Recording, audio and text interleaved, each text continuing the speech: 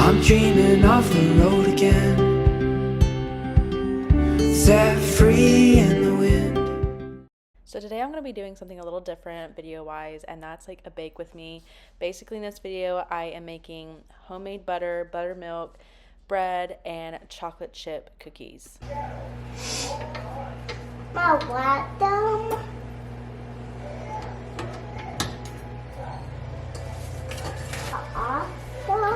No, this is heavy whipping cream.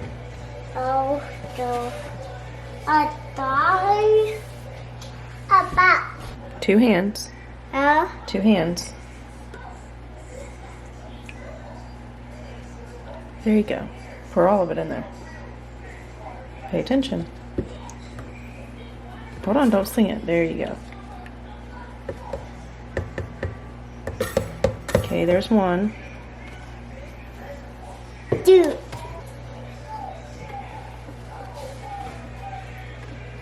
Easy. Okay, so I just used 2 of these 1 quarts. Not yet. Not yet. Now I plan on doing a voiceover only because I decided to do all this baking during the evening and when the boys were getting fussy, so voiceover it will be. So I kind of first start straightening up, and of course I start making homemade butter and buttermilk because the recipes that I will be doing require a lot of butter. Now here in a little bit closer, I'll kind of explain a little bit like how I do the butter, what I put in the butter, and the steps I do after it turns into butter and buttermilk. But for now, I'm kind of going to explain what I'm doing as making bread while the butter is making. So there are obviously many recipes when it comes to baking bread, but for this one, I am going to be making white bread. And I ended up using 5 cups of flour, 2 tablespoons of salt, 1/4 cup of sugar, and 2 tablespoons of yeast. You can use butter. I sometimes make it with 3 tablespoons of melted butter, but the past couple times I've not been using butter. This case, when I was making this video, I did not, because I did not have butter ready. It was still mixing and it wasn't ready. So I just skipped it and it turned out fine. And then you need 2 cups of warm water. You don't want too cold or too hot. This is where you put your yeast in, you mix it up, and then you blend it all together. And I don't recommend using a whisk when it comes to this because it gets so tacky. So definitely recommend using a wooden spoon. I mean, I guess whatever you have on hand. I prefer the wooden spoons. It's just kind of what I have more of. This is easy for kids to help out on if you want to do so. I'm trying to introduce them into this stuff because I am kind of doing more of the slow living or homesteading, whatever you would like to call it. I would like to homeschool the boys, so this is like a good activity to do. But this is the consistency that you want this to come out as after you mix all your ingredients together. Kind of tacky like. Then after that, you're going to cover it. I just put the lid to this bowl back on there, and I actually write the time. I leave it for about 2 hours just sitting on the counter. You can put a towel over it. I've done that. I don't really know the full science behind that. I need to look into it, but I do it just because I haven't really looked into it, and I just kind of put it in the corner.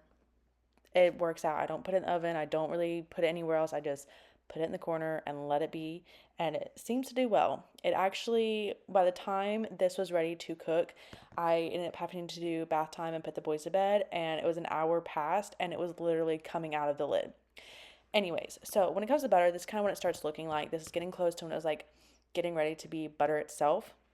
So in the process of the butter getting ready to be done and my bread starting to rise, I started cleaning up. This is the task that you need to do if you plan on doing multiple baking tasks, cooking tasks, whatever. Just keep your space clean, because even though I was like ready to lose my marbles with both the boys throwing tantrums, fighting one another, tugging on me, pulling on me, this was therapeutic baking. I love baking.